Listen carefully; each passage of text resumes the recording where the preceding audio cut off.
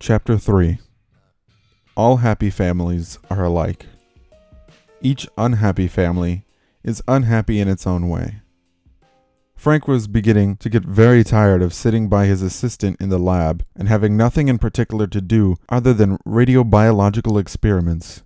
Once or twice he had peeped into his journals or those of others, but nothing much took his interest or shook his world.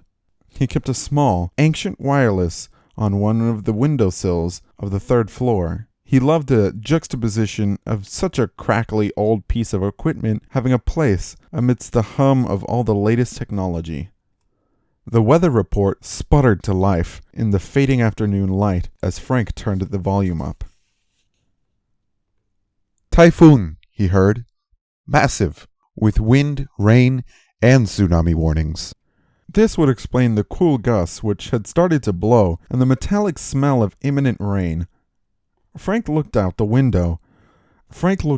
open window at all the foliage. It would be grateful for all the downpour it was about to receive. The jungle behind the lab fell into an eerie silence, literally the calm before the storm, as all the animals burrowed their way into holes and crevices and knots and cracks. Behavior not unlike Frank's. Sirens from the military bases began to wail in the distance, as if to herald some ominous calamity. This was actually truer than most would realize. Frank woke up the next morning badly hungover, after a harrowing night of tempest. The typhoon had fully passed, leaving a whispered quiet and sunny dawn. Groaning, he slowly sat up to recollect the previous night's antics, before the tranquility was shattered by the rumble of vehicles approaching the compound. He squinted through the slats of the blind as a beam of light shot through. He adjusted his eyes to see 4 large army jeeps and a tank pull up in front of the lab. Even from the third floor, he could hear the thumping on the door. Who the fuck is in charge? And do any of you Japs speak English here? At that moment, Honda ran through the lab door and looked at Frank alarmingly. I do not speak English, he said with beads of sweat growing above his eyebrows. I need you to take care of this. Gathering his thoughts, Frank nodded and made a dismissive waving gesture at Honda, implying that he would handle it.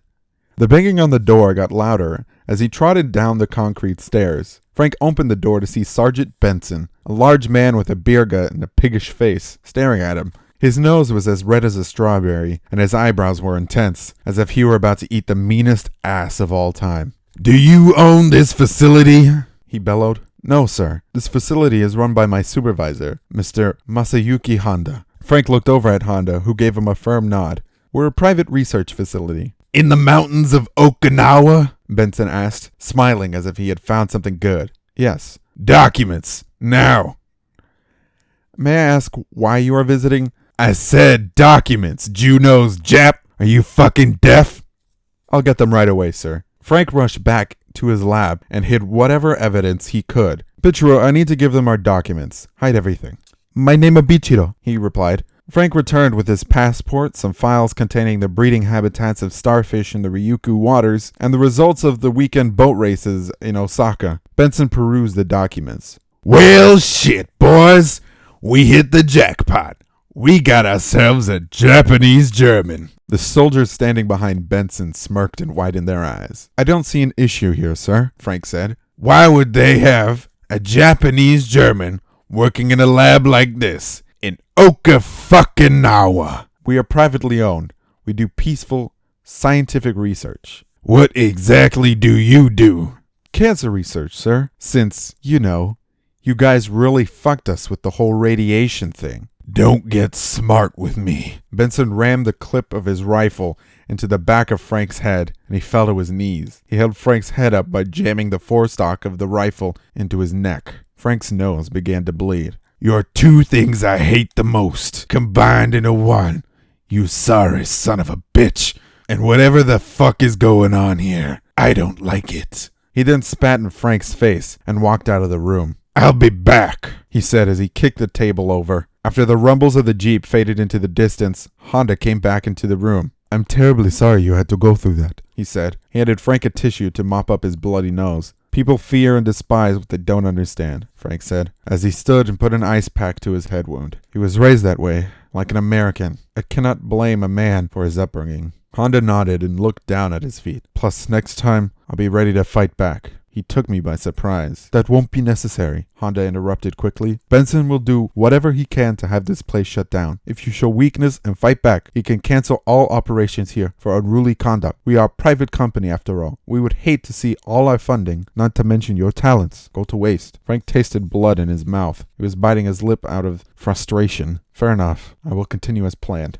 From that day, Sergeant Benson came every week without fail. The only surprise was the time of day. Sometimes he'd kick the door in at the crack of dawn. At other times, it was right in the middle of dinner. On the odd occasion, he would enter through the back door at midnight. Regardless of the time, he would constantly hold a gun up to Frank's face and proceed to turn the lab inside out. Benson knew something was up, and he didn't like it. He was totally obsessive about it. Even the other soldiers viewed Benson's frequent visits as a frantic hate crime. He kept saying, "A Jap German in Okinawa working with radiation? Does that not sound suspicious to you at all?" Frank was rarely the sole target. He would sometimes terrorize Bichiro, bombarding him with questions. "Who the fuck are you?" "My name is Bichiro." "Do you speak English?" "My name is Bichiro." "Yes, I know." "My name is Bichiro." "What the fuck?" "My name is Bichiro." "What is wrong with this guy?" "My name is Bichiro." "Shut the fuck up." "My name is Bichiro." 2 months after the first visit, Benson drove up to the compound more aggressively than normal. He stormed out of his jeep and burst through the door holding his rifle. It was quite clear that he had been drinking. "You two, up against the wall," he yelled at 2 young employees, no older than 24. They did as they were told and lined up. "Benson, you can bully me all you want, but please don't bring the employees into this," Frank calmly said. "They're just janitors." "How come I never see your notes or clipboards lying around anywhere, Frank? You artist," Benson replied. "We mail them off to HQ every day." "Where is your HQ?" "I don't know, Sergeant Benson." "Bullshit! And stop twitching your fingers like that." "I really don't know, sir. It's classified." "I don't see any point to your research, Frank. You can't cure cancer." "I believe we can. I also believe our nations can help each other with this new research." "Yeah? When pigs fly." "Yeah, who am I fucking kidding? He'll never fly." Benson's eyes widened and his lips stiffened. At that very moment, for the first time in his life, Frank regretted his sharp wit. "This is your fault. Your doing," Benson said as he lifted his rifle and shot both employees multiple times in the chest. A canvas of blood splattered across the gray concrete wall. Frank watched their bodies drop on top of each other. Honda was looking out the window, waiting for the nightmare to end. "Next time it'll be you and your little Bichiro friend." Benson began to head out. "I would have killed you, but I like to see you suffer." He and other soldiers strutted out, leaving the lab pin-drop quiet. They'd all seen death before, but not in a while. For Frank, it brought back with a scream of all the suicides he'd seen in Okinawa during the war. Line after line of men, women, and even children taking their own lives than rather suffer at the hands of the enemy. Frank saw this so vividly he began to tremble. Everyone immediately went back to work. It was all they could do. "Hey, boy," said Bichiro.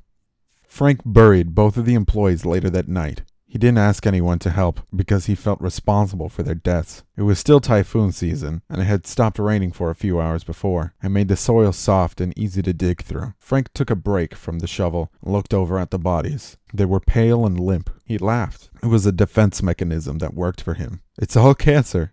Everything is fucking cancer," he said, laughing to himself. "I work with cancer, act like cancer, and by saying cancer, I get people killed. I am cancer." His laughter echoed up into the mountain, and all the chirping crickets and birds went dead silent. He continued to dig. Frank wasn't afraid of Benson, but he was afraid of not being able to complete his research. But he knew that the moment it was done, he would have his revenge on Benson. "I'll fucking kill him," Frank would say to Bichiro after another one of Benson's weekly visits. "After we complete the research and take back our land, I will literally slit his throat in front of his wife and children." Saying things like that made him feel better and motivated him to finish his work. If he ever felt discouraged at any point during the day, he would daydream about the blissful release that would come from murdering Benson. What would his blood taste like?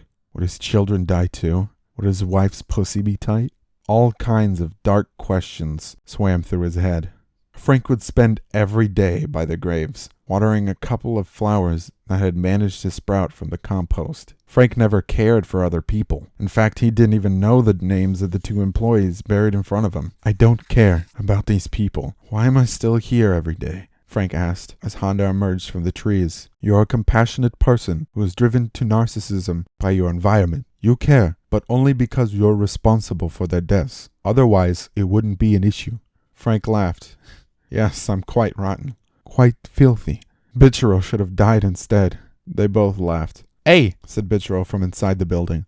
"Listen, Mr. Honda, I need to tell you something, but you can't tell the board until I've completed my research." Honda was listening. "I'm most likely dying. At first, I thought my cells were multiplying at a rapid rate, but I discovered that it is actually my chromosomes which are splitting." He went on in detail that night, explaining everything to Honda about his research to date. "I've never heard of chromosomes duplicating before," said Honda. "That should instantly kill you."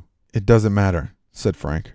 "We can use your gift for other things. There is no point in attempting to create a weapon that may or may not work if there's a chance of you dying before that. We should get you out of this lab right away, especially away from Benson. I'm going to die anyway. At least let me finish my research. I know I was born to finish this. I'll leave blueprints to a wiser generation." He never got the chance. It began in the midnight hour of Tuesday. Frank, watching Flem react to bursts of radiation, suddenly got mind-splitting headaches. Clutching his cranium, he dropped to his knees and let out an agonizing cry before staggering to the refrigerator and grabbing a bottle of milk. He quickly downed it before collapsing onto the bed to sleep, but sleep was his tormentor that night. He tossed back and forth. The nightmares came to him. These were not, however, your run-of-the-mill nightmares of falling or being chased or drowning or of clowns. If only Frank were to escape that lightly. These nightmares were so vivid, it was impossible to distinguish night from day, spirit from matter, or reality from virtuality. The pain inside his fracturing head was unbearable. Then they came. Numbers. Clusters of numbers tumbled across his field of vision, stream after stream of them. He had no idea what they were or what they meant. He only knew that there was no escaping them, or the fear that manifested when they came. For hours, Frank would lie, rigid with terror, watching the numbers scroll and hoping with all his heart that they would stop. Occasionally in his dreams, he would also see images, a silhouette effigy, a tree on a hilltop, a dark figure of unknown origin and nature, but clearly powerful and mighty. This dark, fearful form was fused to the tree as though crucified on it, repressed by it, yet somehow sustaining it. The image conveyed an ancient mystery, tragic and formidable, of agony and wonder, and it horrified Frank to his very core. In the end, he would wake in the morning light, feeling a sense of total depletion, and lie there until his strength returned. And when it did, and he needed to unleash his fear and frustration at the visitations, Bichero was there. The nightmares lasted for months and drove Frank to the brink of insanity. Had it not been for Bichero's purulent presence, Frank would have slid into certain madness. Yet there was another element to the nightmares that brought a slither of intrigue amidst the dread that Frank experienced. Every night, the nightmares would conjure up their numbers, but Frank began to notice that it was the same number segments being revealed to him each time. He began to agonize over them, analyzing them, reciting them, but their meaning eluded him. One night, tormented by the nightmares, Frank resisted the urge to go into town and hustle, and instead spent the evening crunching the numbers once again. Yet his inability to decipher them was more than his erudite mind could handle. He began to smash beakers and test tubes around the lab, overturning equipment and hurling animals. Bichero was madly trying to clean up after him. In his fury, Frank was unaware of the gash that had opened down the side of his hand, or of the blood that was streaming from it. He began to spin in circles, reciting the numbers over and over. The claret flowed from his wound, forming a circle of crimson on the ground around him. Again and again he intoned the numbers, spinning and spilling and recalling and chanting. All of a sudden, the floor beneath him began to rumble and pitch. The tiling cracked and the walls split. The ceiling caved in, first in small clusters, then in huge panels. Enormous steel beams fell to the ground, smashing everything beneath them. The lights on the ceiling flickered off, but an ethereal luminescence, now coming from the source beyond the lab, remained. A violent shaking and howling wind followed, from which deep chasms opened up all around him. And the equipment, the lab animals, and the flooring crumbled away. The very foundation of the facility became brittle and started to break, dropping away into the darkness below. The noise which accompanied all this was thunderous, shattering eardrums and arresting hearts, as though a trumpet heralding an apocalypse. The world as they all had known it ceased to be, exterminated in seconds. Bichero clung for his life to an ultra-centrifuge that stubbornly held to Frank's central workstation. "My name is Bichero! My name is Bichero!" he screamed with wild eyes. Nothing remained of the lab but the circle of flooring that Frank was standing on, still encrusted in crimson, and that was fast fragmenting under his feet. Everything then fell away completely into infernal suffering.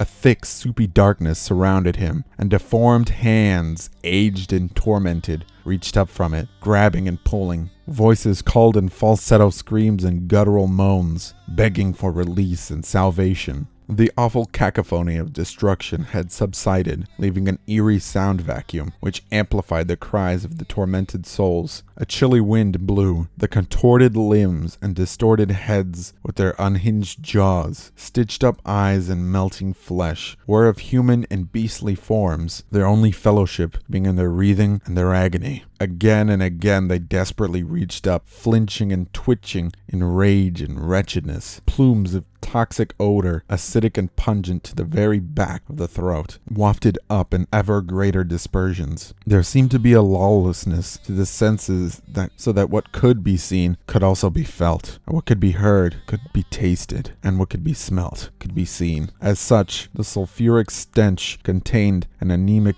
glow which rose up into what had, until very recently, been air, giving everything a dull, rotting appearance. It seeped into every crevice and orifice. Screaming was one's only release, yet it only served to exacerbate the suffering. Other than Frank, Bichero was the last semblance of life to remain. Chest deep in damnation, he held fast to Frank's ankle, but the soulless hands were on him and around him, pulling at him, wrenching his garments and gouging their gnarled digits deep into his flesh. The young turd had frightened him. "My name is Bichero! My name is Bichero!" he continued to shriek. He swung wildly at the ogres, and even tried to bite them, but it had no effect, other than further excite them. In the end, their appendages entered his ears, his mouth, and his eyes, and with one final shake of his leg, Frank flicked him off into the abyss for good. He fell into the darkness with the final blood-curdling, "My name is Bichero!" An overriding sense of misery extinguished any remaining flicker of hope or reprieve for Frank. He looked up into the portal that was opening above him, a circle of ominous light. It was in no way inviting, or invoked terror almost equal to that of the blackness beneath him. He feared for his life to enter the gateway, but the overriding dread of the engulfing abyss below, with its fill of destitute souls and screaming remorse, left him with no choice. He would go. He raised his palms and ceased to resist. "Habir iam viam vestram," he said, and then he was gone. Is that the end of the story? No, son. So that's the end of chapter 3. Wow. We're not even halfway done with this book. It's gonna be a while, and I hope you guys stick with me. Remember, if you guys want to buy the book, link is in the description down below. Sometimes there's music to these, and those are also gonna be in the link in the description down below. And I haven't mentioned these in the last videos. But just know that they're all down there and stuff like that. I'd also like to thank you guys so much. We've almost reached 3,000 views for chapter 1 as of recording this, so I'd like to thank you guys so much. It's once we reach like 10,000 views on this channel, I can do so much more. And once we reach about 100 views, or 100 subs, which we're really close. Last I checked, where I was at 92. So as of recording this, I had 92 subs. So once we get that sub count to 100, I can change the URL to the channel to Majin Lays. It's gonna make it 10 times easier for you guys to come and find the channel a whole lot easier. To those of you who also have been subscribing, make sure you hit that bell icon. It's really important that you hit that icon, simply because it'll notify you. Just simply subscribing anymore apparently doesn't do shit, except say, hey, you follow this person, so that you guys get chapter 3 right when it comes out, or chapter 4 right when it comes out. You guys should hit that bell notification, because otherwise you're going to be a little late to the party. Well, everyone else has already seen it. No pressure. But yeah, it's been fun to be doing these. Fucking goddamn Benson, his fucking voice almost annihilated my fucking throat. And maybe some of you saw, again, if you hit that bell notification, some of you might have saw that I posted a video actually Saturday night, saying that I was streaming, recording chapter 3. So if you follow those, if you like go to those videos and you see them, and you see that I'm live streaming, especially when I'm recording, you guys can get either the full sneak peek preview of the whole chapter and just get chapter 3 or 4, or the next chapter actually, before time. So make sure you guys hit that bell notification. I know I'm like shilling out and, you know, making it really annoying and shit, but it's I want you guys to, you know, get the best of your Francis of the Filth experience. So make sure you hit that notification button so that you guys know. All right. But we did have a couple people, you know, join in and say, you know, hi, hello, and that was all fun and dandy. I played some games afterwards, because it is Twitch. So yeah, it was fun to do that. So I hope to see more of you guys there. And yeah, and just know that when I'm gonna do these live streams, it's either gonna be a Friday or a Saturday. And that's depending on like if I either need to record or if I need to edit. But just know that it's happening on Friday, Saturday. So yeah. So worried about this video. I'm not sure if it's gonna actually make it on the 10 o'clock release date, or release time, but it is gonna come out today or Sunday when you guys see it. So if it is late, I'm sorry. If it's not, ta-da. But yeah. Again, go for support Filthy Frank, aka George Joji Miller, and buy this book, just so you guys can read along. But I guess that's everything I have to say, and I will hopefully see you guys. When is it? January the 21st for chapter 4. It's gonna be great. Hit that bell notification. See ya. Is that the end of the story? No, son. Shut